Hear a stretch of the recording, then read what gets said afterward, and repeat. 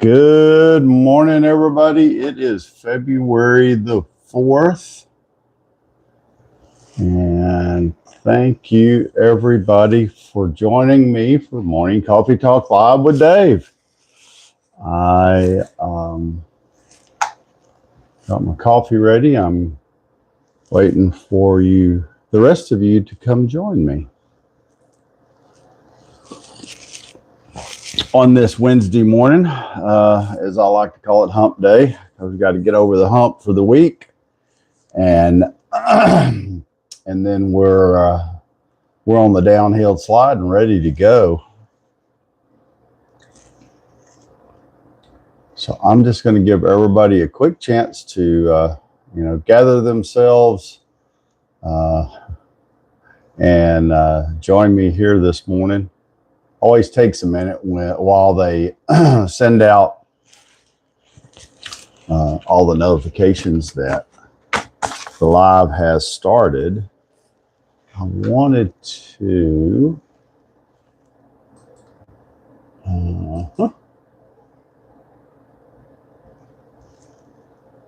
Mondo, good morning. Bill Murray, good morning. CM, good morning. Nicole, good morning. Good morning, everybody. Thank you for joining me this morning. Losers, use this app. Join. Oh my God, that's a hilarious handle. Losers, use this app. Satan has a goldfish. Well, there you go. I'll tell you some of the handles. Nicole, good morning, Nicole. Oh man. Kathy joined. Hey, how's it going? Oh, 24/7 GA Law. That was a drive-by. Oh my gosh, that is really funny. So if you're new here, let me know where you're from, and we'll start off with, how cold is it where you're at this morning? So yesterday morning it was in the 60s here. This morning we had a little cold front that blew through last night. Kathy's from West Virginia. Well, thank you for joining us. Good morning, Kathy. It was, like I said, it was 60. We had about 4 o'clock or so yesterday. Terry's 2 bits. I like that one too. Y'all got some really witty people. Shalene, hey, how you doing? Oh, Wyoming. Okay, not West Virginia. I'm sorry. Electric Joe still just joined. Anyway, so like I said, it was like 60 here yesterday.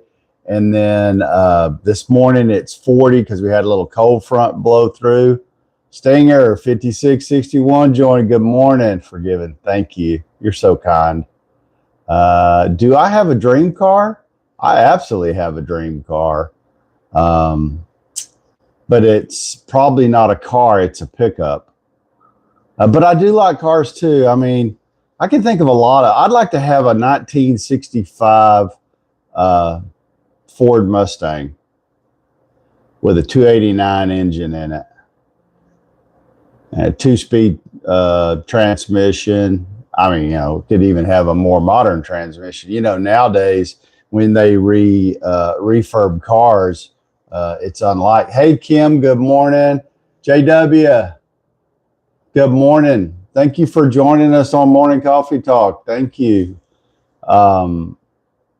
Just so everybody knows, when we stream this live every morning, it's being streamed to TikTok and YouTube. So sometimes my conversation goes back and forth. And I like to acknowledge everybody who's taking the time. Tyler, thank you for the follow, man. I appreciate that.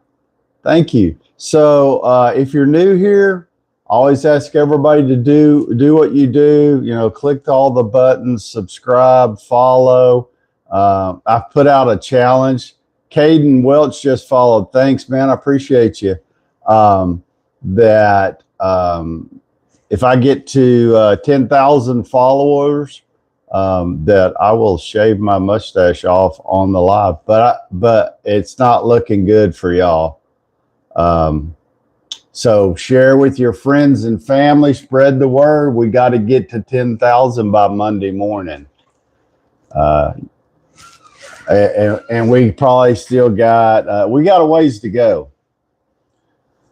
Anyway, so like I was saying, it was 60 yesterday. It's 40 today. But the high today, I think, is only going to be about 65. But tomorrow, I'm telling you, it's like we're going back to spring. By Saturday, they're saying the high is going to be 80. And for several days in a row, the highs will be in the mid to upper 70s.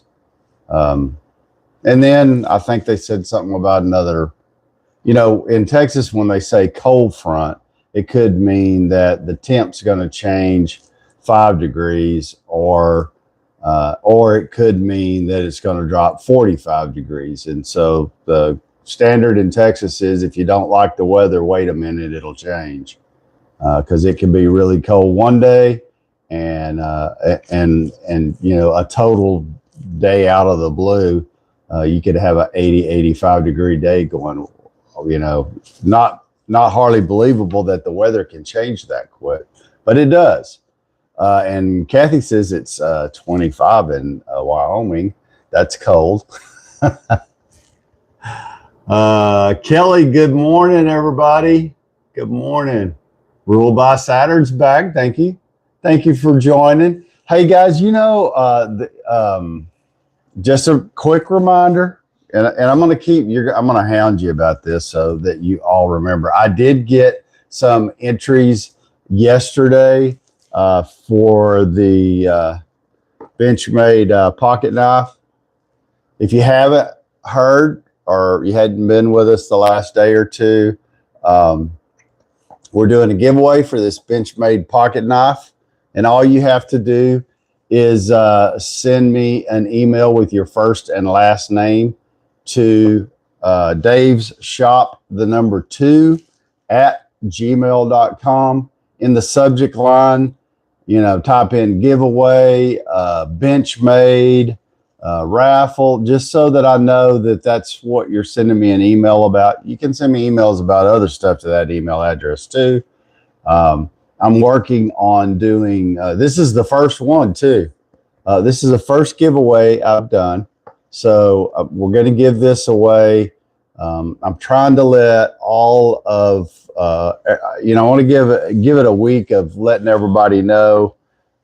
So I started last Friday, telling everybody about the giveaway. We have a few people have entered, not as many as I thought would, but if you'd like to enter, don't forget, send me an email, Dave's Shop, 2 at gmail.com.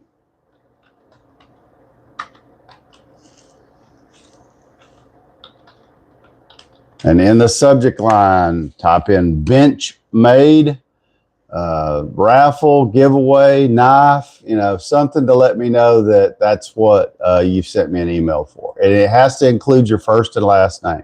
Now, what we're going to do is I'll put all the names in a hat, and then on one of the lives, and you'll know which live it's going to be, we'll actually draw for the knife, and everybody will know who won it.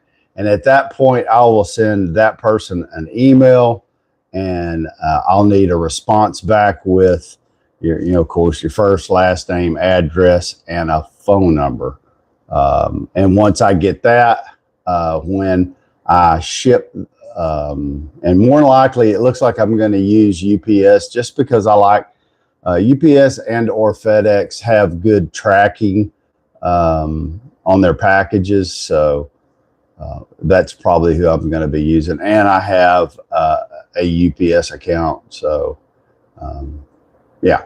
So more than likely it'll be shipped to UPS with the UPS tracking number, so we can track the package as it's on the way to you.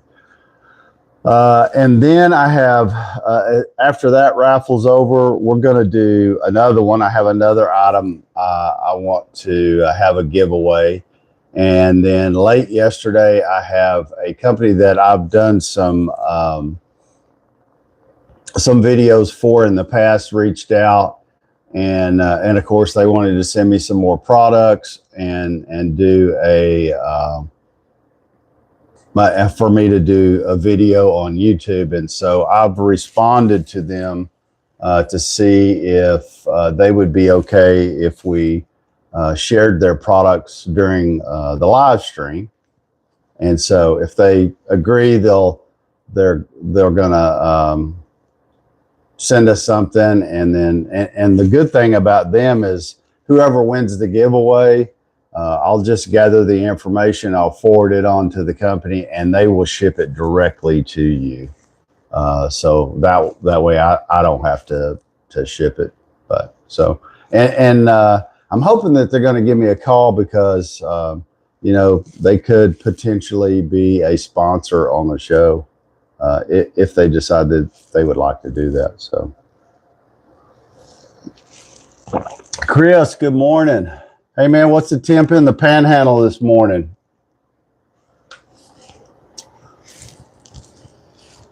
Kelly, I got yours yesterday. Ruled by Saturn, I haven't seen an entry for you. Oh man, the high in northern Illinois is 22 yesterday.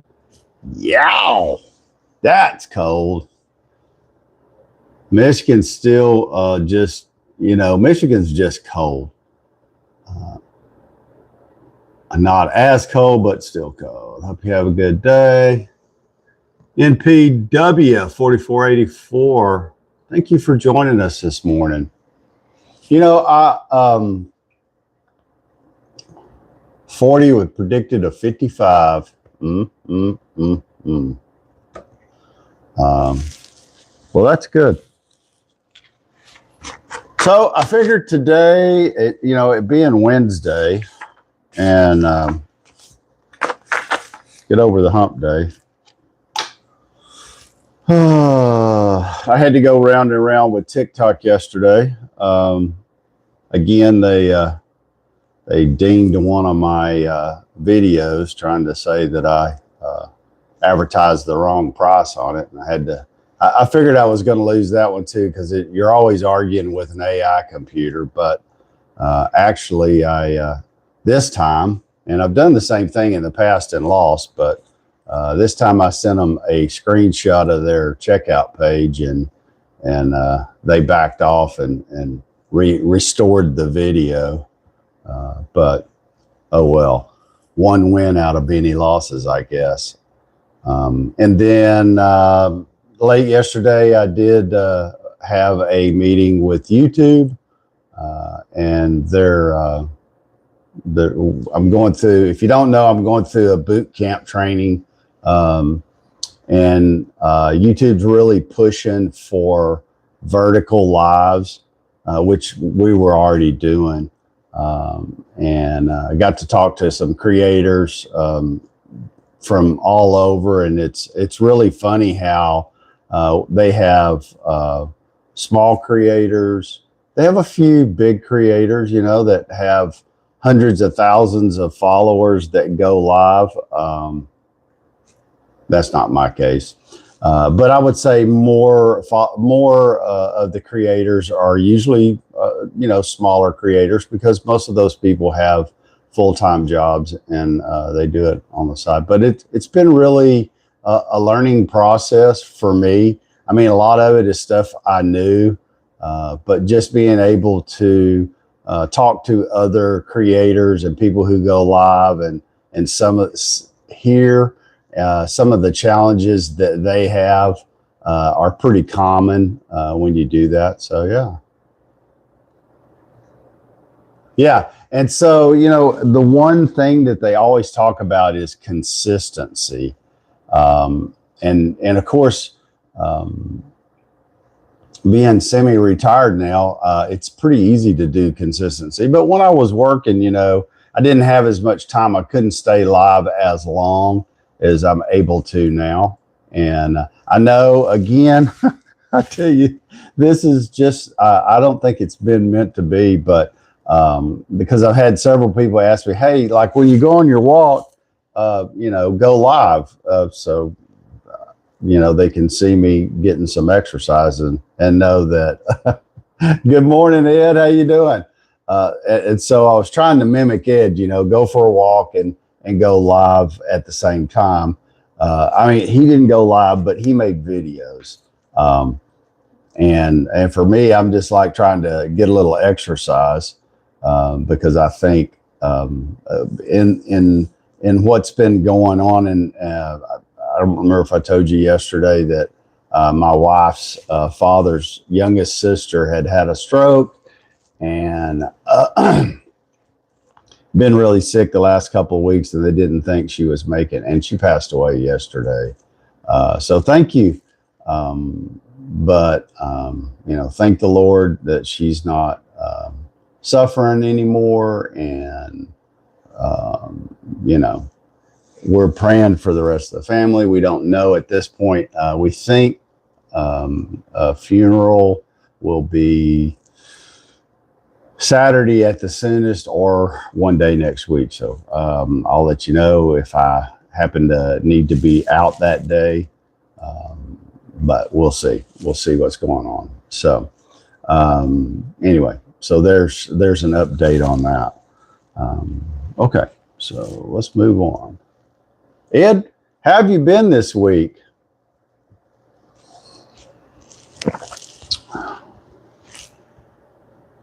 Sorry to do that. It's okay. She, when somebody has a stroke, it can be something that a lot of people rebound from. They rebound from strokes every day. And then depending on, thank you, Kathy, depending on what type of stroke you have, it can take your life. And in her case, it was such a massive stroke that they knew within a day or two that of the type that she had, that she was not going to recover. Even though we had a few days where we thought, she was awake, she could squeeze your hand, and she could acknowledge yes or no, and she could hear. And so I think it gave the family time to,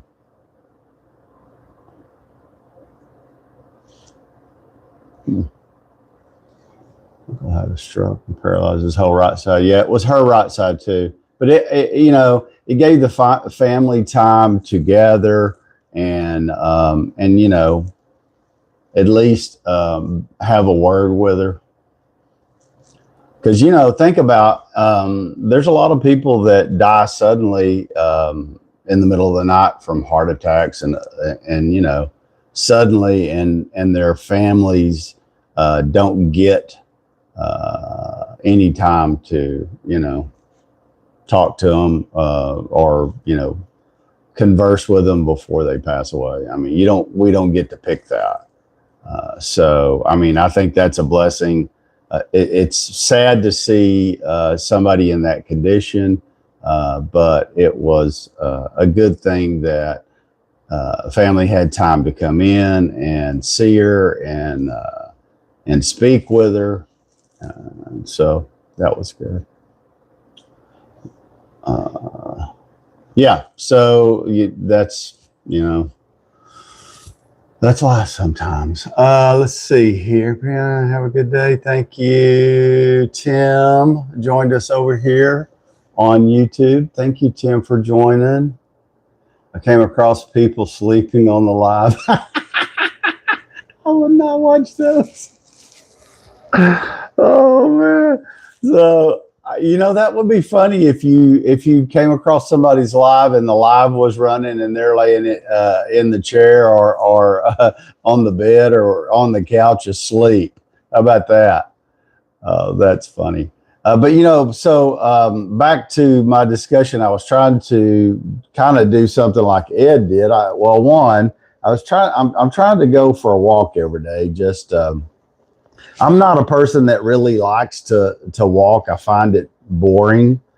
So maybe going live while I'm walking will kind of distract me and help me get exercise. And I've even told the doctor, he's like, "Are you walking?" And I'm like, "No." I said, "I hate to walk." I said, "It's boring." Now I'll get up and do a project and work all day and on my feet, and I don't think anything about that. But just to get out and walk 5 miles, it's not my thing. My wife, she walks 5 miles every day.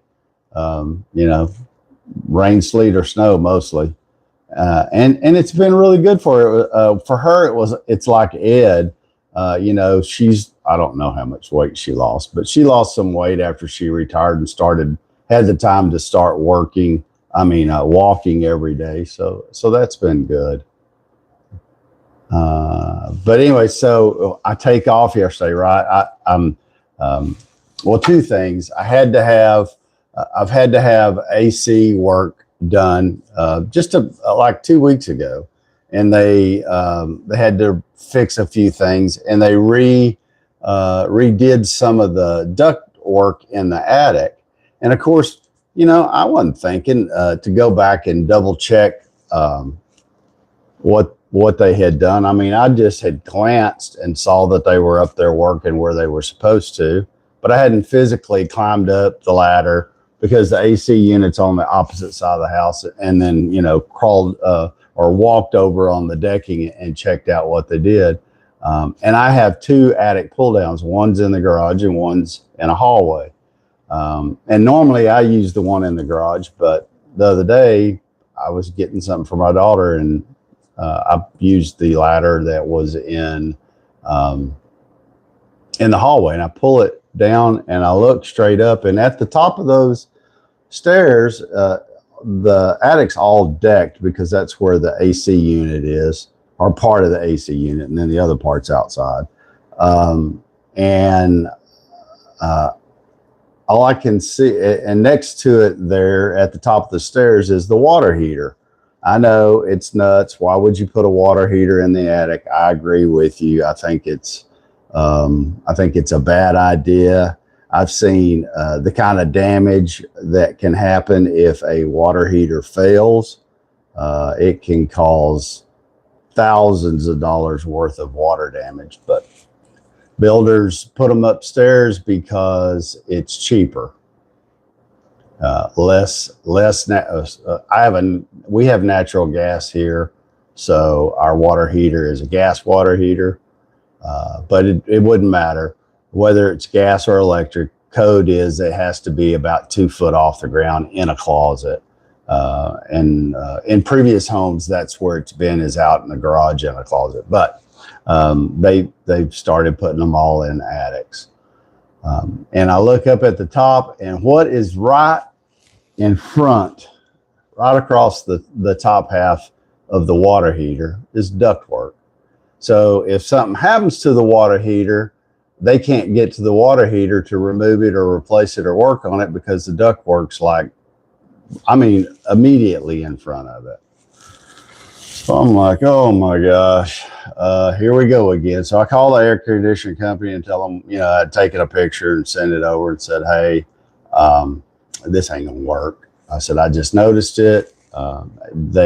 It's not that they did a bad job.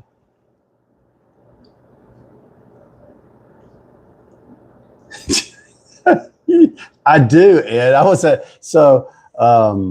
Let me finish this, and I'm going to tell you about what happened yesterday.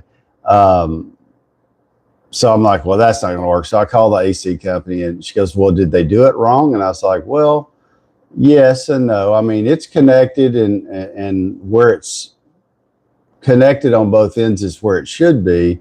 However, you can't have ductwork in front of the water heater, because if the water heater has to be worked on, they're going to be, they're not going to be able to stand up or get up and down without affecting the ductwork. And I've seen that stuff before, and that's either a new person or someone being lazy. They didn't they ran the ductwork correctly, but they took the easiest route and weren't thinking about having to access that water heater. So today they're coming back to reroute it and do that one piece of ductwork over again, which is good. And so, while we're talking about it, I thought, well, I'll get a quick bid for a mini split. Blocked Fruit, thanks for the follow, buddy. Appreciate you. Lord Scone, how are you? I'm good. Tar Heel Girl, I'm great this morning. Thank you for asking. And so I was talking about getting a price quote for a mini split system so I could AC the shop. Well, I've changed my mind, because after I got that quote, it was probably going to cost $7,000 or $8,000 to AC the garage, and partially because they have to have. I'd had to have an electrician out here to install some 230 15 amp 230 feed to the outside, a breaker box, a couple of other things, and then of course they would have had to install the AC unit. So that's not going to happen. So like if it gets really hot, I think what I'm going to end up doing is I'm just going to have to move my stuff inside the house for now, temporarily. So summertime, you may not see this wall behind me.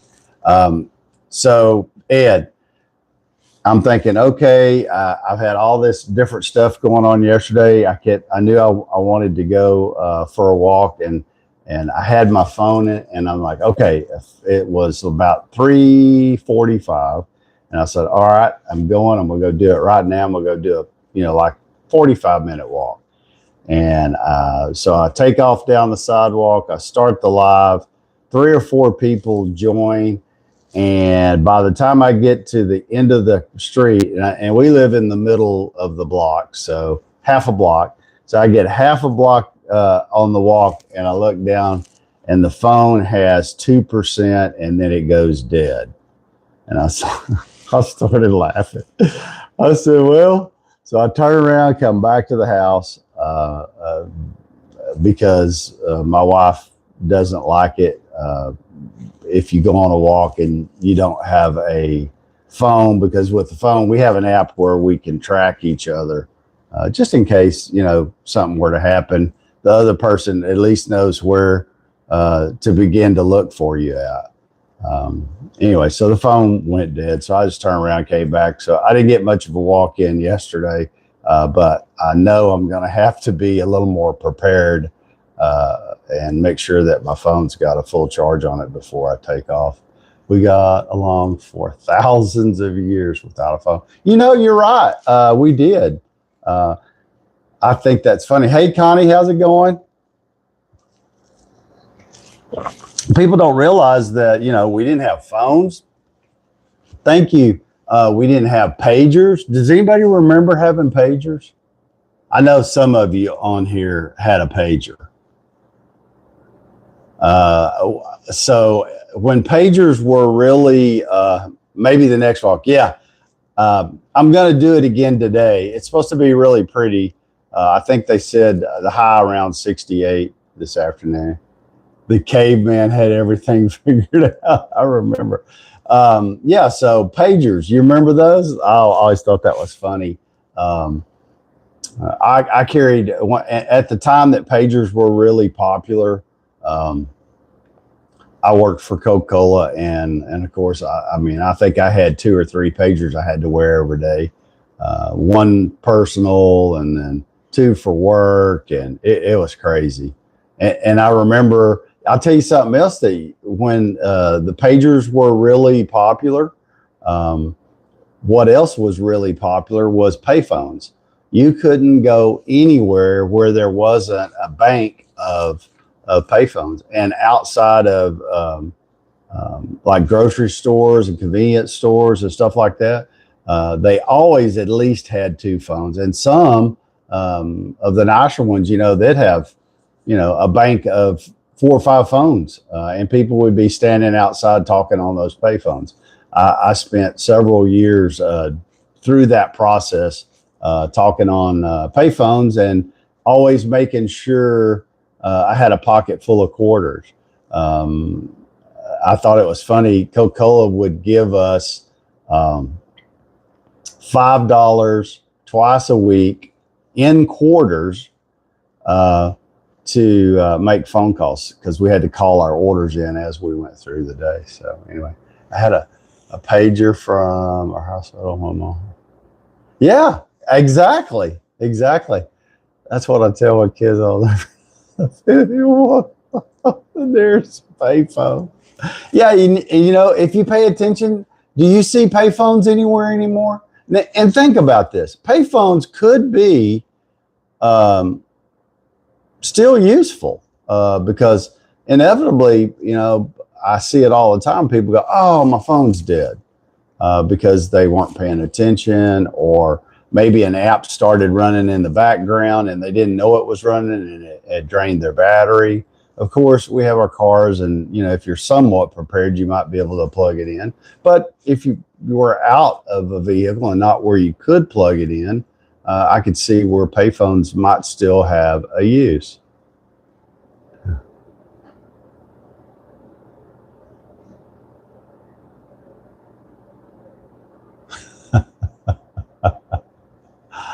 Oh man. Wow. Do people just not have anything else to do?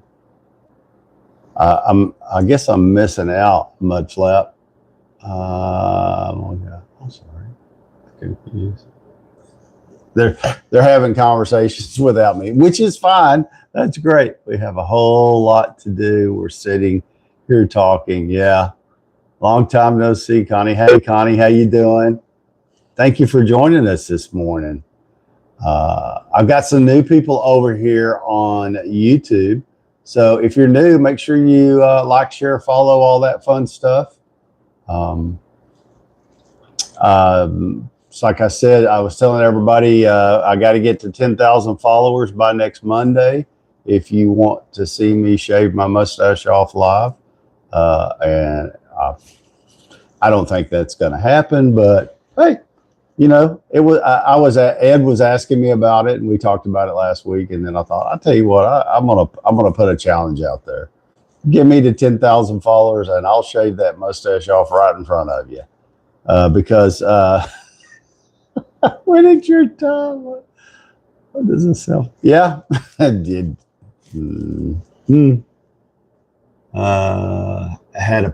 Had a paper for work. Yeah.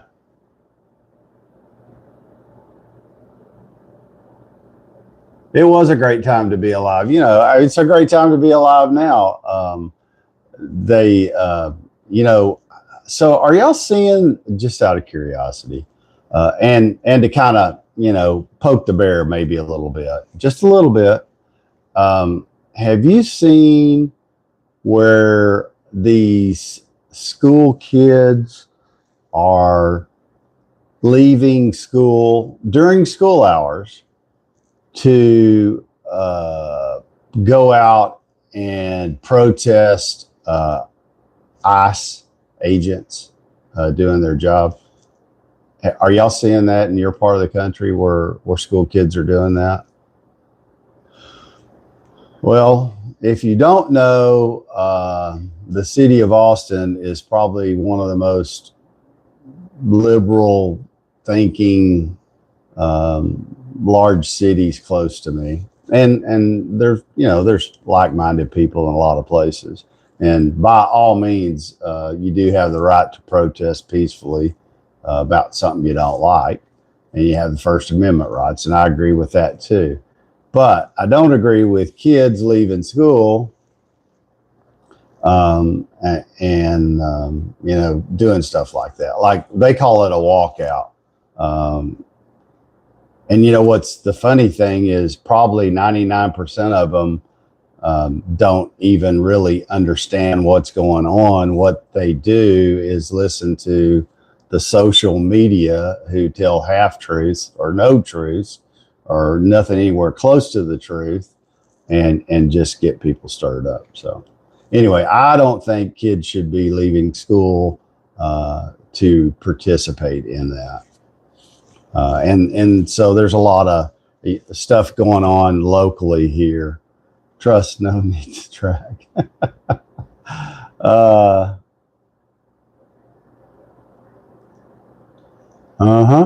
Noise complaint. Yeah. Well, so here's what happened here during school.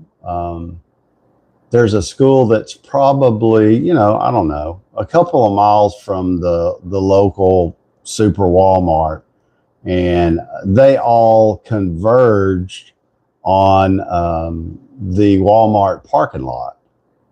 And, of course, it got out of hand, as can happen when you have a large group of people. There's always 3 or 4 people that can barely think for themselves, and they get stuff stirred up, and they were climbing up on people's cars, and they were blocking the entries. It was making it difficult for people to come to Walmart and shop and be able to get in and out. And of course, the local police were there, but Walmart didn't want to file trespassing because they thought it'd be bad publicity. But they thought it was okay for people to be out there damaging other people's cars. And so that's where some of that stuff can kind of get out of hand. What's your thoughts on that? I mean, do you think ICE has gone too far? Just curious. My wife and I have had a couple of somewhat heated conversations about it, because she listens to some of that liberal stuff, and I have to bring her back to earth. I agree. I agree. I don't want to see anybody getting shot or killed. Nobody wants that. And by all means, if you think a law enforcement officer goes to work and the first thing on their mind is, oh, hey, who can I shoot today? You're so far from reality, because that's just not the case. That's the last thing they want to do. And people get arrested because they get out there and they get in the middle of law enforcement's business when they should stay home and mind their own dang business. And so, there's repercussions when you act like a fool. And sometimes they can get out of control. Yeah. It's good morning, George. How's it going? I don't think it's we need to keep the parents out of the learning process.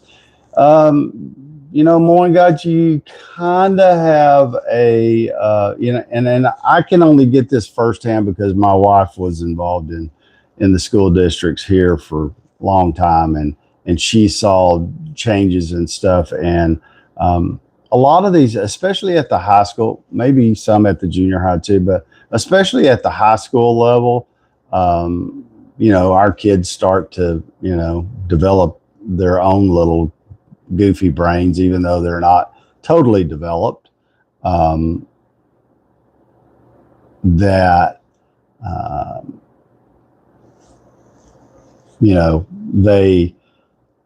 They do stuff, and the school tries to hold them accountable, and a parent gets mad and won't stand behind the school, won't discipline their children. And then for a while, schools tried to be mom and daddy during the day, and they still make an attempt at it half-heartedly, but they're fighting a losing battle. When they can't get parent support to make your child behave, then what can they do? When I went to school, they just jerked out a paddle, brought you into the principal's office and set your butt on fire and got your attention. It's kind of like a mule. When you have a mule and they won't behave, sometimes you have to take a 2x4, hit them in the head so that they understand who and what you want them to do. Now that's an exaggeration, but that's where corporal punishment comes into play sometimes. But I think there's other ways to punish kids and get your point across without having to do corporal punishment. But some people are really hard-headed, so maybe that's the only thing that they understand. I don't know. Well, I think we have a lot of homes that households where there's not two parents. I think there's a lot of that. And then some of the households where there are two parents, they're kind of checked out, metaphorically speaking. Yes, I thought about that. That's that I was saying, hey, you got a mule and he won't do what you want to do. You got to get his attention, hit him in the head with a 2x4. So I don't know. Has anyone here ever ridden mules? What about Chris? I got years back, I got the opportunity to go on a trek in Colorado, and I rode a real, a mule, not a donkey, a mule. I mean, this mule was taller than the horses that they were riding on, and it was a pack mule. But the guy, I guess, I don't know if he ran short of horses or whatever. It was a guided deal, but got to ride a mule, and I'm not sure that. If I had a place and was going to have a horse or a mule, I might have a mule. Those man, sure-footed. You get on one of those and who's in control, and it's usually not you. But yeah, they're fun to ride. Not quite as fast as horses, but yeah, jack mules don't like being ridden. Yeah. Some of them can be really hard-headed. And then we have some other friends that they have a lot of goats, and they have probably 6 little donkeys, and the donkeys protect the goats against coyotes and wolf. We don't really have wolves here, but lots of coyotes, and so that's what they have the little donkeys for, because the donkeys watch over the goats. How about that? If I got in trouble at school, so this is Tim over here on YouTube. If I got in trouble at school, I'd get in trouble at home. Yeah, me too. I agree. Yeah. So, and it's funny too, because Donna and I were talking about this last night, and I was like, well, babe, what is it? Why is it the schools are not making the kids behave and holding them accountable? And it's because they don't have the parental support that they need. And then, and unfortunately, public schools, they need the funding, and they don't get the funding if the kids are not in school, but they can't make the kids be in school because the parents don't support them. And so, for the schools, it's a lose-lose situation. No kids at school, they don't get paid that day. As far as funding from the state, or at least that's how it works in Texas. I don't know how the education system works in other states, but it's probably similar, I would think. Earned paddling. Oh man, George. My wife and kids are always telling me, they're like, they'll look behind me. They're like, Papa, why don't you got no butt? You just like a board. And I'm like, well, it's because it got beat off of me when I was a kid. And they're looking at you, and they're like, what? I was like, oh yeah. If you misbehave in my time, and you had a butt, the more you didn't mind the more butt that they beat off of you. And I said, my butt got beat smooth off of me being a kid. I didn't remember being that bad. I thought I was the good kid out of the three, and my sisters were bad. But I, being the middle child, I thought I was good. However, in the family, I'm the only one that ain't got no honey. So I must have been the bad one. You were going to spine and legs, baby. That's exactly right. Oh man, like I said, my daddy he didn't whip you very often. He did beat me a few times during my life, but my mama, she whipped me everything from a frying pan to a fly swatter, a switch, a belt, uh, lots. And even at school, I had I knew the name. Every coach in high school had a paddle, right? Their own paddle, their own personalized paddle, and a lot of times they would carry the paddle in their hand up and down the hall, so that between classes, you would see a coach and they'd be like, "Oh, he's got a paddle. Well, somebody's fixing to get it." And a lot of times they just carried it so people knew that they had it and they could and would use it.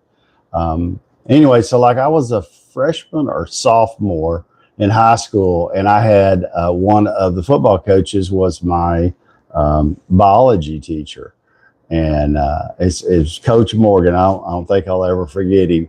And he was a younger coach, and he had this paddle that was probably, I don't know, 2 foot, perfectly. He must have had this paddle custom made because I've never met anyone that's made a paddle. I've heard of people getting paddled with a ping pong paddle, and those hurt, but not, like a custom paddle. I remember a time or two when I got in trouble with my dad, and it was like, whoosh, he had an instant paddle, and I'm like, where did that come from? I've never seen it before. And I mean, it's like he just pulled it out of his back pocket. It was the perfect length, had my name on it, all of that stuff. Pow! They get your attention real quick. But anyway, back to the coach. He was really a mediocre teacher. Probably not very good because he collected bugs. And if you happen to find a bug that he didn't have, I used a Gert strap. Oh, I've been spanked with a piece of water hose before for running. That was my dad. I learned not to run from him. Just stand there and take it like a man. Don't run. But yeah. So I'll go into the class. Everything's going, and as soon as I step in the door, the coach said, Mr. Dunnigan, come over here real quick. And I'm like, wow, okay. I thought he was going to tell me something about football practice or something. He said, put your hands on the desk. And I'm like, well coach, why do I need to put my hands on the desk? Put your hands on the desk. And I'm like, okay. And so, I thought he's just kind of playing around. And, I barely touched the desk. And it was the pow, one lick. And I said, wow, coach, what was that for? He said, just in case you get out of line later. And so, those are the kind of things that coaches and teachers could do when I was in school, but they don't do any of that. I don't think they even have corporal punishment of any kind anymore. Schools are also with horrible ideologies promoted. Yeah. I'll have to agree with you there too. Same here. Yeah. So I wish our kids weren't getting all involved in that. I think there's a lot of other things that they could spend their time doing. Our public schools could definitely use a makeover, but it starts at home and the parents and all that other stuff. In the gym class, we didn't get the paddle. Oh, I was in the best shape of my life. So like in the summertime, if you stepped out of line, I always love this too, because, Athletes, you would see athletes being, they would take you out to the football stadium and make you run up and down the stairs. And then when you get to the other end of the bleachers, you'd come down, go out, get on the track, run around half of the track, get on the other bleachers, up and down, up and down. And they'd have you do that for, 30 minutes or whatever. People always started off running, but they didn't run very long. And you always thought it was funny because you'd see some of these kids that weren't athletes. Back then they had to do PE, some type of physical exercise, and they called it PE, physical education.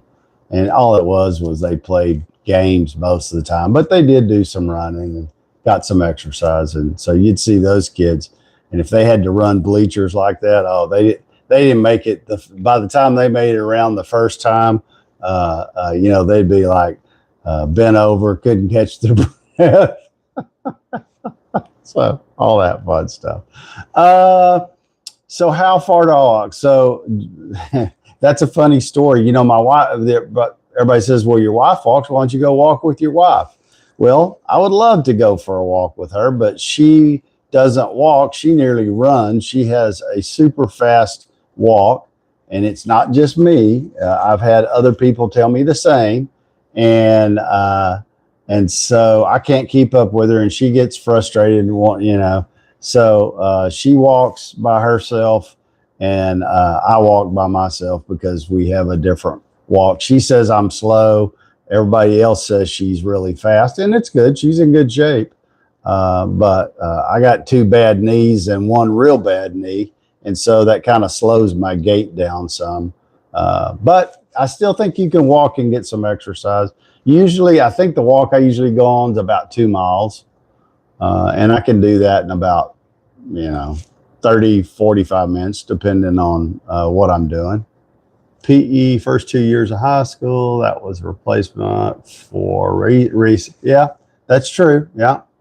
And we learned team sports, fly fishing. Wow, square dancing, yeah, archery, bowling. Wow, we didn't get to do any of that. They, always tell the story. I was like, when I was, so I went to one high school my freshman and sophomore year, and then my parents moved again, and it put us in a different school district, a smaller school district, and, didn't have as much money, wasn't quite as fancy as the one I had been going to. My freshman and sophomore year, I went to a school, and they had a nice football stadium. They had a paved, asphalt track, and it was all fenced in. It was really nice. And then they moved, and we moved further out of town, and it put us in a smaller school district. And the school district, they had a football field, but it was in another part of town, in a park. And at the school itself, they had no football field to practice on, and they didn't have a track. So what they did was the football coaches got, the maintenance people to get a tractor and put a drag behind it, and kind of mapped it out in this middle of this field, and they drug a circle and turned up all the dirt and rocks and said, there you go, that's your track. And that's what we ran on and practice on. And then they did the same thing for the practice field, and then sprinkled some, grass seed on it. But basically we practiced in the dirt bowls, what we called it. And after football season was over, you had to, if you were an athlete, you had to do this maintenance thing here on TikTok. There we go. You had to run track, whether you wanted to or not. That was their way of keeping you in shape. And one of the things that the football coaches really liked to do, because they were limited on equipment, they got some old tractor tires, and they tied a rope around them and made a harness. And so you got to drag, usually it was two of us because tractor tires are pretty heavy. And we would race around that dirt track with a tractor tire, two of us attached to the tractor tire. And let me tell you, that thing would get you in shape quickly, because it would fill up with all the dirt and rocks, and they wouldn't let us empty it. And it was funny. But like I said, we were in good shape. Time to get going. Have a great day. Ed, thank you. Hey, everybody, don't forget, Ed has a podcast, Reflection. It's on Apple Music and Spotify. You can go search it by Ed Blonsky and Reflection. He's working on season 6 now. Make sure you go check it out if you like podcasts. He does a real good job there. And he also broadcasts our Bible studies on Thursday nights. So, if you're interested in joining us, 6:30 Central Standard Time. And in the summertime, it's in Ed's garage, but right now it's in someone else's garage that's actually insulated and heated because it's so cold there in Illinois. But everyone's welcome to join us on Thursday night at 6:30. And go check out Ed's podcast. Ed, have a wonderful day. Thank you for all your support and joining us every morning. MJ Smith just joined, shared the live. Thank you very much. Tammy G just joined over here. Yeah. Let's see here. Come on, my YouTubers. They flexed a little bit here on me, but that's okay. Yeah, so I think high school kids should stay home. I don't think they should be out protesting ICE, at least not the way they were doing it and being destructive as kids sometimes think their behavior doesn't have accountability. It does. MJ Smith, thank you for the share on that live. I appreciate that. A lot of times, just sharing a lot. I mean, all of these things that I ask you to do, they're all free. They don't cost you anything. And when you share a live out to your community, well, it just spreads the word, and then, kind of gets the word out so new people also can join the live and do the same thing. So MJ Smith, thank you for sharing a live. Sharing a live is nearly as probably what I like. I like it when you subscribe and follow, because if you do, that means you kind of like what we're talking about or what we're doing, and more likely you'll come back. And then, but the second most important thing is to share the live, because then it pushes the live out and more people get to see it. There was a speech writer for Reagan that lives in Austin. It's David. I don't know. I don't know. Tractor tires are heavy. They are very heavy. That's why I took two of us and we would drag that thing on a dirt track. Can you believe that? They were. And then, like, if we were going to, one of the things we did was we had relays, just like a track relay. And then they would chain you to just like a regular car tire, and everybody had their own car tire. And matter of fact, they even took paint and painted your name on the tire, because you had to carry it out to the track at the beginning of practice, and then make sure you had it to put it up, because they stored them in a barn. They didn't leave them out. But yeah, so we would have like relays, 4-man relay. A lot of times it was just a 2-man. You would take your tire, and you'd take off and you'd run half the track, and then somebody else, you'd tag the next guy, he'd take off, and and you'd do that for a while. You got in real good shape doing that too. And I always liked it because the handoff, you're trying not to step on your guy's tire and get tangled up. Oh my God, so many times people get tangled up with those tires trying to hand off the baton. It was funny. It's funny now. It wasn't real funny back then when it was, probably 90 degrees and 40% humidity, and we're out there running on a dirt track. So yeah, I can't remember his name. Huh? Speechwriter for Reagan. I don't know. I'll have to check that out. Anyway, so today is the day I'm going to make sure my phone is charged, and I am going to go on a walk. I'm not sure exactly what time yet, but if you see me pop up on a live, it'll just be a pop up. And I can't do YouTube and TikTok at the same time. And since the followers on TikTok asked that I do it first, I'm going to do it on TikTok first, and then I'll do another day where I do a live stream on YouTube while I go for a walk. So yeah, we're going to do that. Let me see, what else did I have? There was something else I wanted to talk about this morning. Hang on, let me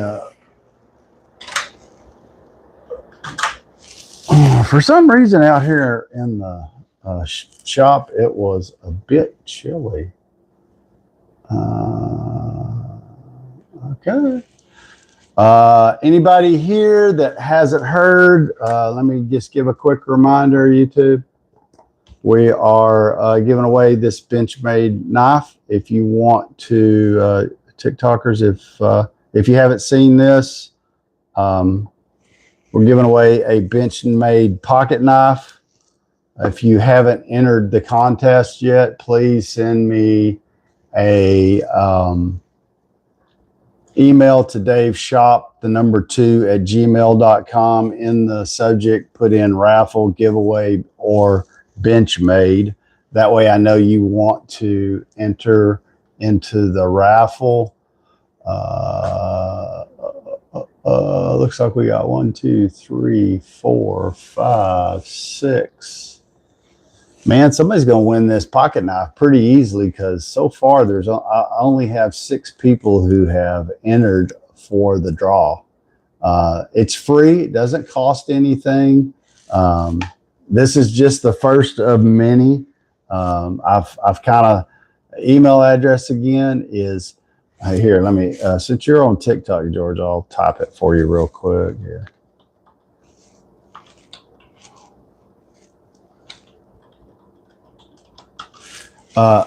If you're on YouTube and for whatever reason you're not where you can send an email from your phone, or if it would be easier for you, you can do one of two things. During the live, you can put in the comments your first, last name, and Benchmade or giveaway, and I'll add you to the list. And then, or you can leave a comment on the live, and I will, when I check my comments and respond to them, I'll add you there too.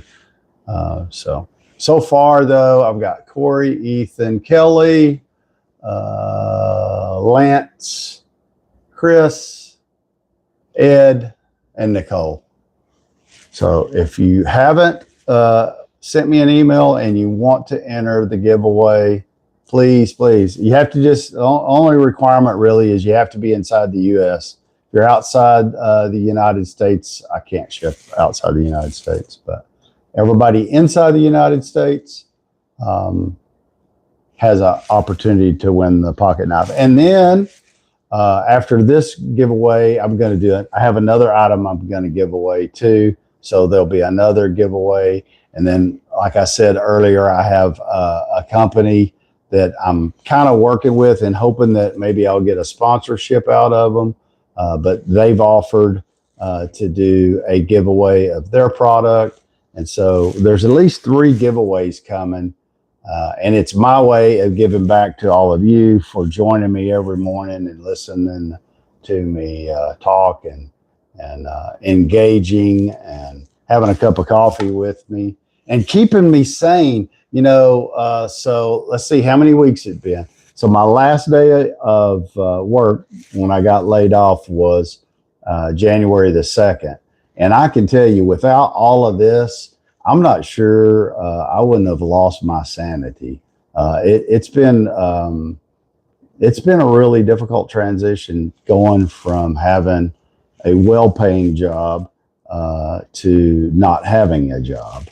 And so, I still feel fortunate. I'm, okay financially. I'll get to, in a few months, I'll start drawing my, I've been on unemployment for a year. Bay, really?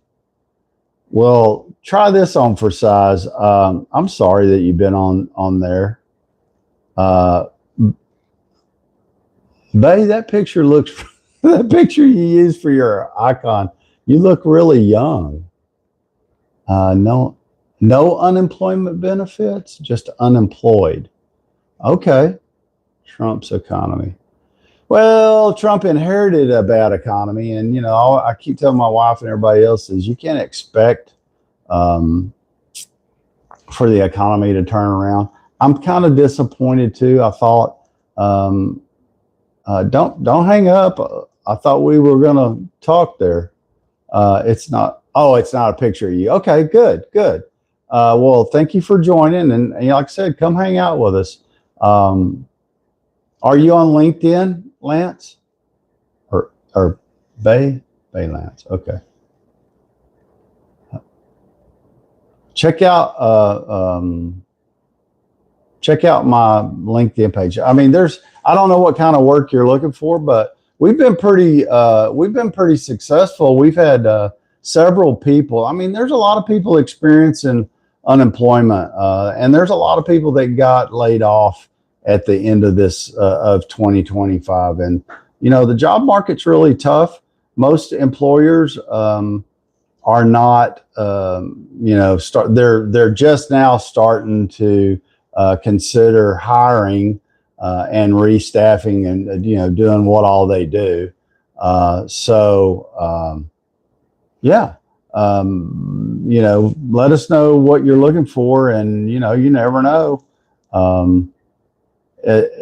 Finding a new job is more about connections than it is about experience or what you do. And most of the time I've ever found a job, it's because I knew somebody who worked there, or somebody knew that I was looking for a job and they would hear of something. I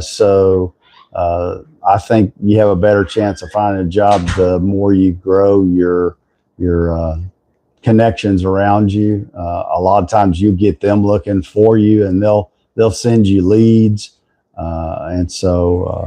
Yeah, if you're interested in doing something like that, let us know what kind of work you're looking for. You can send me an email. I've been helping some other people find work. Matter of fact, I had good news last Friday. One of the guys that worked for me, and I was really worried because he has cerebral palsy and doesn't have the use of his right hand, walks with a limp. But he feels very fortunate because, he's sharp as a tack and probably one of the most dependable, hardest working individuals I ever had work with me. And so he did get to find himself a new job as a tech in one of the local hospitals here. So he starts his new job, I think, next week. So I was, man, that just made my week knowing that he got a job. And so now we have a second co-work. So out of 3 people that work for me, 2 people have found work. I still have one guy that's not found a job, and he's been really depressed. So we've been trying to, stay close to him and stay in contact and send him some leads. And this week he actually had 2 or 3 interviews. So, that's the first step. The last guy, Jason is his name, that just recently got a job. I want to tell you that he, again, remember I told you he's a hard worker, but he submitted probably 150 applications. That's a lot. A lot of times people don't realize that looking for a job is a job. So, but for me, January the 2nd was the last day. I have focused on, doing my social media. And, again, if it wasn't for all the people who join the live and keep me going and let me vent and, give me something to do to start my day, because I was doing this when I was working. So it was kind of part of my work day. Now I'm able to give it a little more time. And I've tried to set, I kind of have a setup in my shop that was much like my desk at work. So it feels like, hey, I'm coming to my job. And so, of course, I'm not getting paid like I was, but I'm having a lot more fun. And so, yeah, hey, Debbie Dude, what's up? So it's been a godsend. So I guess it's been a month. What's today? Oh, the 4th. So it's been a month and 2 days. And the transition's, it's getting better. I've had some projects I got done that I've been wanting to do. And I'm beginning to have God morning. You too, Debbie. So I'm beginning to settle into the fact that I may not have another outside job. I don't know yet. I haven't I'm fortunate in the fact that I had a severance package, so I'm still getting a paycheck until the end of April. And at that point, then I won't draw a paycheck anymore. But by September, I will draw my first Social Security check. And then I think I can make enough money in addition to whatever amount I'm drawing from there, which is, a lot less money than I was making. But between that and hopefully social media and anything else, I've got a few people who have offered to call me if they have a contract job, like, if they have something that a project or something they need some help with. I do have a project I know for sure that is coming. When is it? October of this year. A small company. They have, a couple hundred employees, and they need. I'm gonna help them image and refresh all their computers. So, that'll be some work that I can do and earn some extra cash there. And, you just never know what's going to happen. So I think the main thing is just staying mentally positive and not dwelling on the fact that, I was let go from a job of 16 years. And, that kind of hurts. It makes people think that they're not worthy. And that's really not the case at all. Big companies, you're just a number. If you think you're important, I'm going to tell you what my daddy used to tell me. If you can't part water, you ain't important. End of story. And I truly believe that. I didn't get that for a long time. Like, what's he talking about? Of course I can't, part the water. Well, that just goes to show you. If you can't part water, you're really not that important. Liam, good morning. Thank you for joining us. Mark Jamison, 9677, said, hey, over here on YouTube. Mark, thank you for joining us. If this is your first time here, let us know where you're from, what state you're from. I always like to know what state people are from. We get people join the live from outside the country. We get people join the live from Wyoming, West Virginia, North Carolina, Texas, Oklahoma. I don't know if we had anybody from Oklahoma, but Arkansas, a lot of different professions.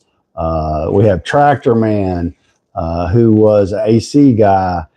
Georgia, I'm not sure what, let me see when I got one. How about that, George?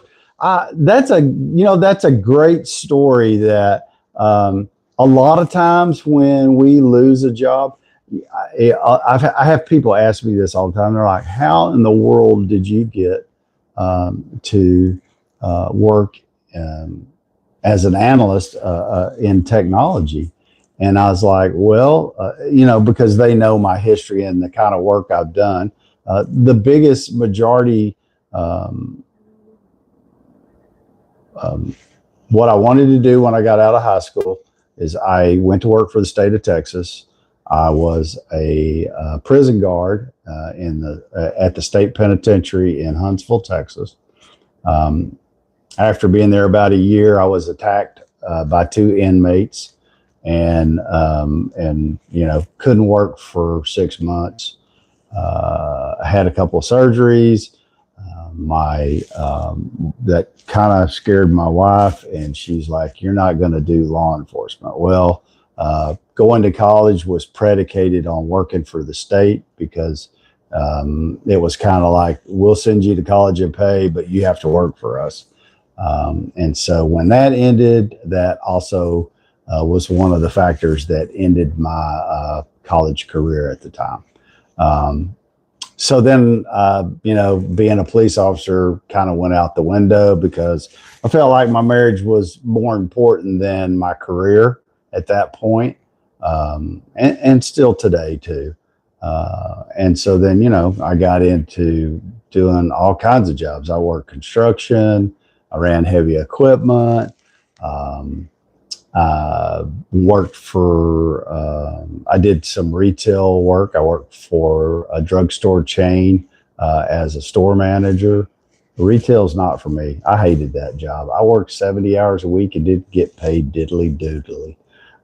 So then I left there, went to work for the local school district, and was going to be a mechanic and get certified. And I did that for like 2 years, and I thought that at the time that was not a very good paying job. You were dirty, greasy, and it was hot, and I didn't like that. Wander, I'm fine, thank you. Brian Nouns just joined, thank you. And so I did that for a while, and then I got the opportunity to go to work for a Coca-Cola bottling company here in Austin. Went to work for them and drove a truck for the first year and a half or so, delivering soft drinks, and then became an account manager, and was given a territory that covered like 4 counties. And I did that for the total time I was there, I think about 13 years, and got laid off. And that was the very first time I was ever laid off. I think I was like, I don't know, mid to late 30s. And that job that I got laid off, I didn't work for maybe a couple of months. And then a customer of mine, when I worked for Coca-Cola, called me. Well, actually, he didn't call me first. The guy offered me the job did. On a Sunday night, sitting in a recliner, phone rings at 10 o'clock at night. I'm thinking, well, who is this? And it was the guy that owned the company, and it was a coffee company.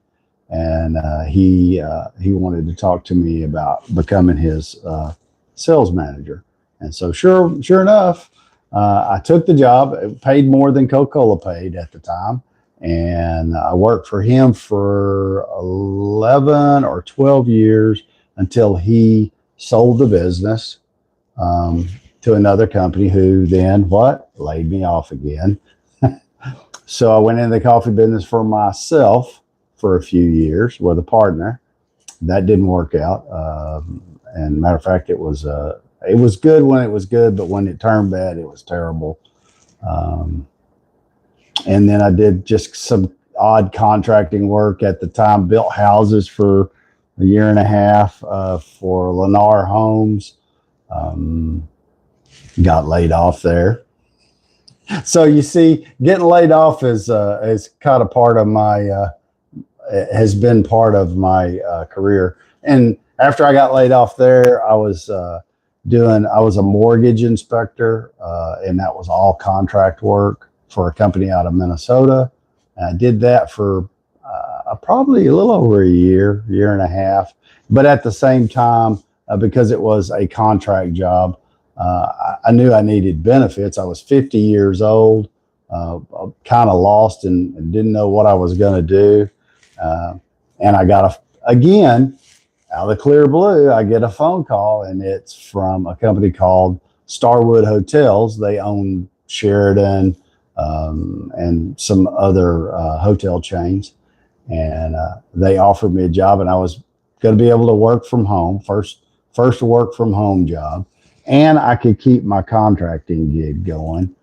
So I was going to have two jobs, and I started there at $9 an hour. Yeah, big pay. But it wasn't about the hourly rate as much as it was about I had a retirement, 401k again, and I had health insurance, which I needed. So those were some benefits that got started. And that, it was really funny because when I first went to work for them, one of the things they did the first 2 or 3 days is they had some of their upper management come in and tell you that, part of their exercise was asking, what do you want to do? Where do you see yourself in 5 years with this company? What kind of job you want to do? Because you can do whatever job you tell us you want to do. We're going to help you get there.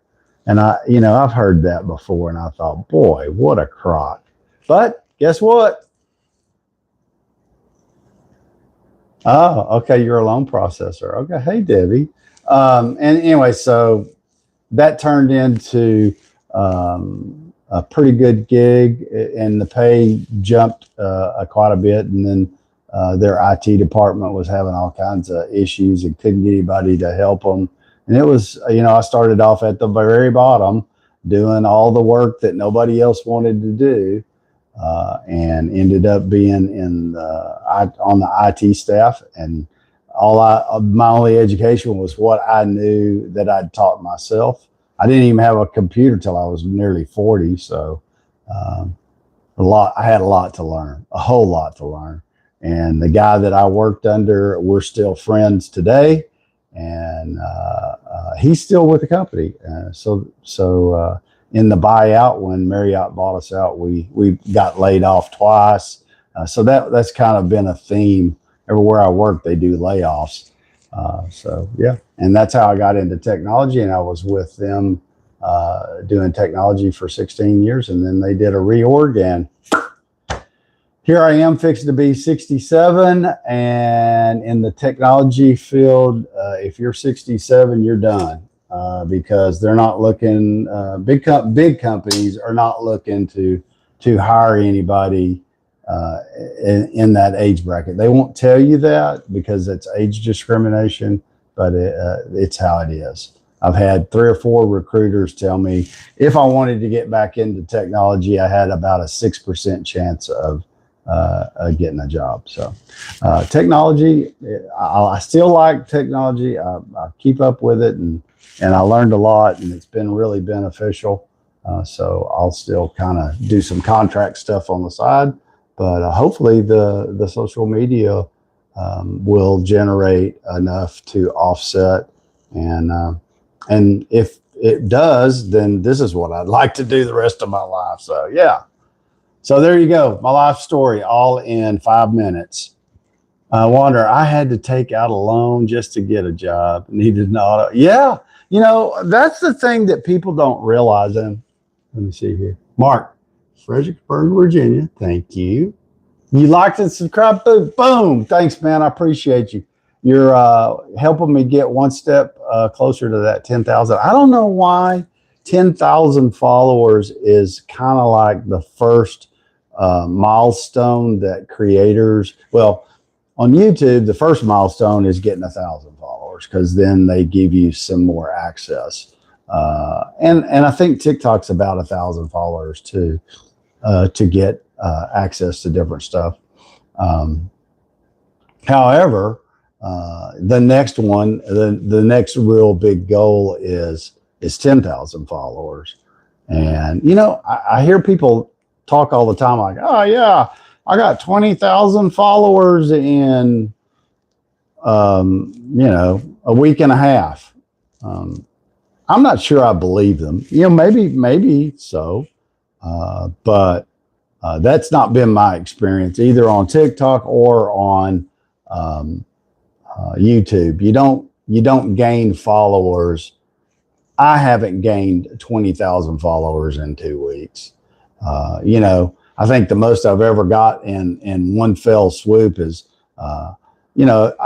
on YouTube, I probably average about 100 followers a month, which I think is pretty good, but it takes a long time to get to 10,000 followers. Of course, up till just recently, I was only, it was my side gig. So that's how it works. And the same thing goes for TikTok. But once you get to 10,000 followers, you begin to have more companies look at your what you're doing. And like right now, I'm searching for a sponsor for the show. I really would like to find one, and maybe the first sponsors of the show. I've put a couple of things out there where I've said, "Hey, let's would you like to be a sponsor?" And the only thing I was asking is that it was where it's not this hat. You'll see me a lot of times. I wear a cap that's Del Rio Feed and Supply, and they're a business down in Del Rio, Texas, where I've been a few times hog hunting, and I really like their style of caps, and I haven't been able to find the cap that they sell anywhere else. But anyway, so I really like their caps. I have a lot of them. They now have a website where you can order them. But I thought maybe, they would like to sponsor the show. And even for a short period of time, for like a month or something, send me a dozen hats that I can give away. And I couldn't even get them to respond. How about that? So you just never know. And, so the people who come to the live and support me, that's what keeps me going. I'd like to get to 10,000 followers, and I will because I'm pretty consistent and pretty hard-headed. Once I make my mind, that's where I want to go. That's where I'll get. Just how long will it take to get there? That we don't know.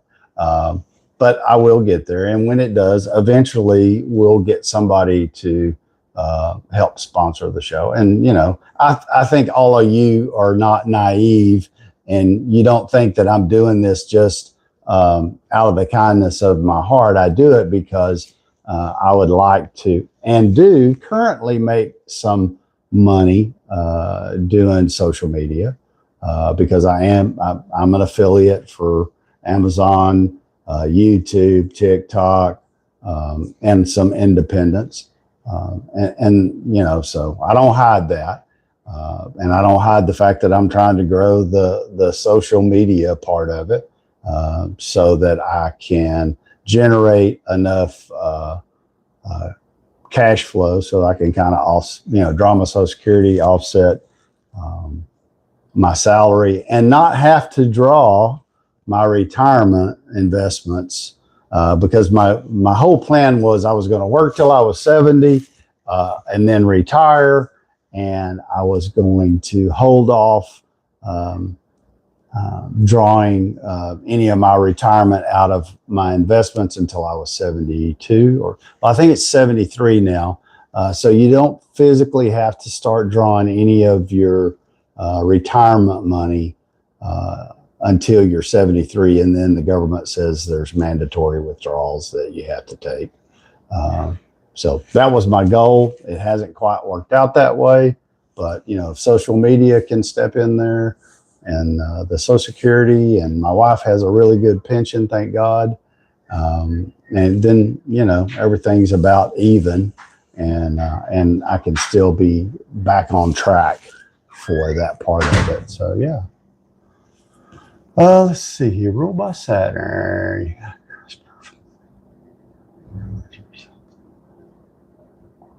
Oh, I know. Yeah. I don't do stuff like that.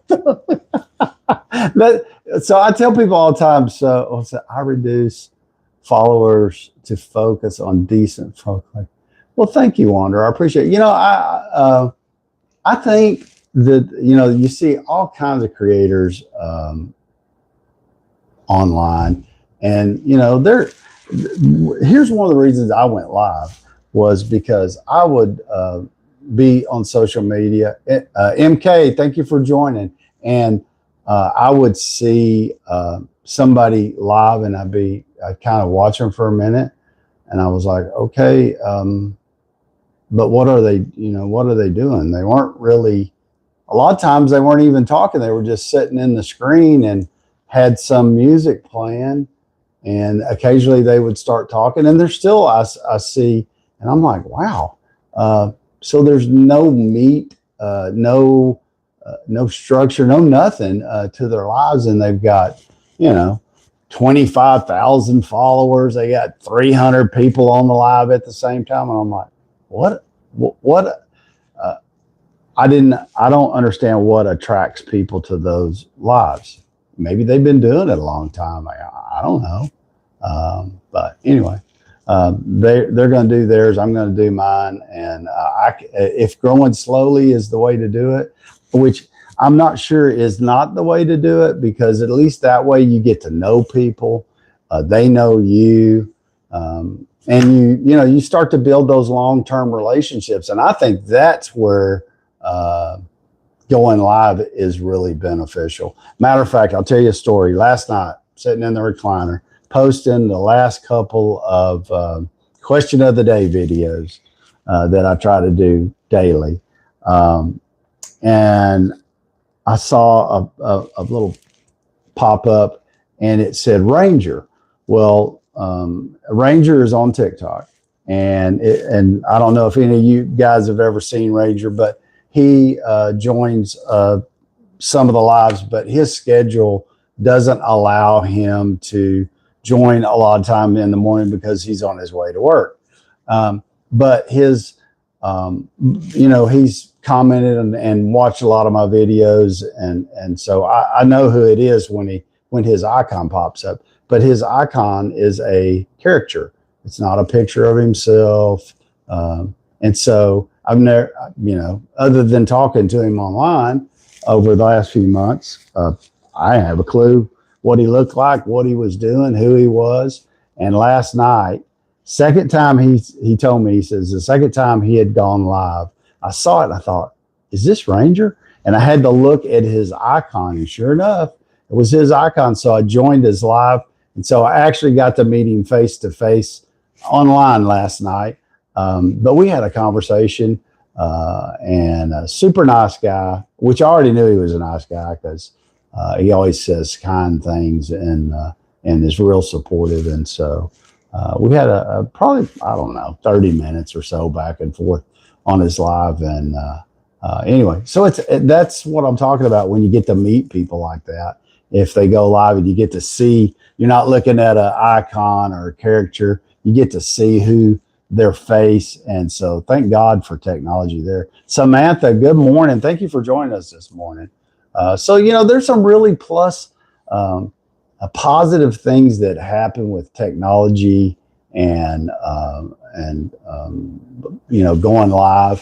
For me, it's probably been, if I had to just create videos, I don't know that I would still be doing it. And I have probably over 500 videos posted, but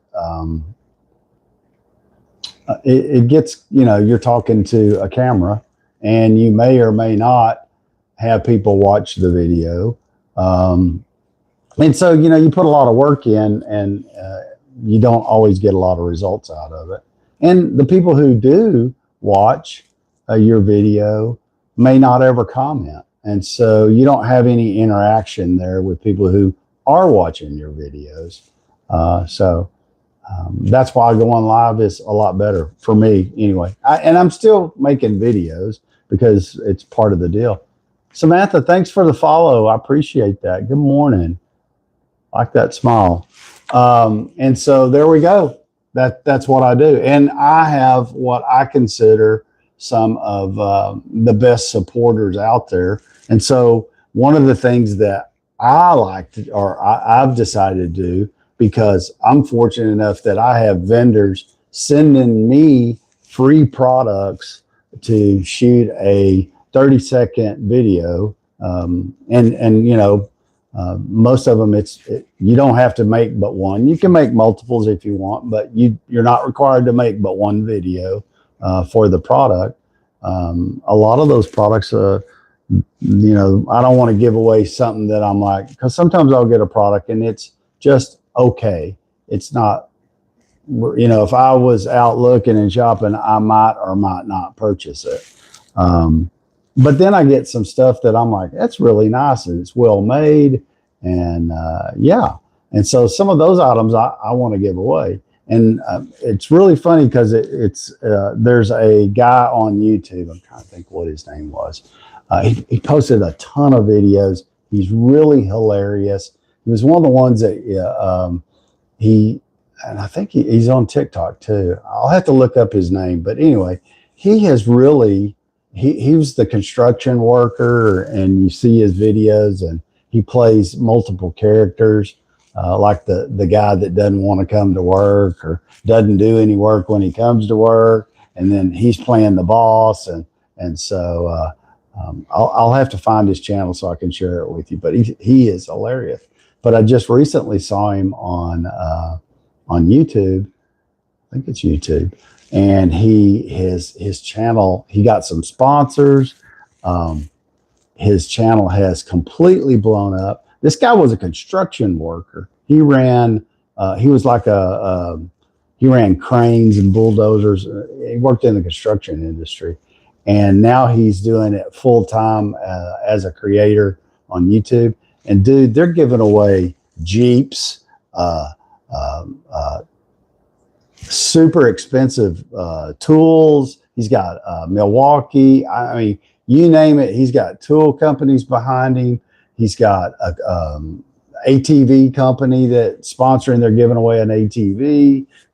He's created, or someone's created, a separate website for him, and he's doing all of these giveaways. And so it's an exciting time for him. But just think, I mean, because he was saying on one of the videos how far he had come, and this was a great way for him to give back. Hey, Dan, thank you for the follow. I appreciate that, buddy. It's his way of being able to give back to all the people who have supported him, and I think it's outstanding. It's called share the love.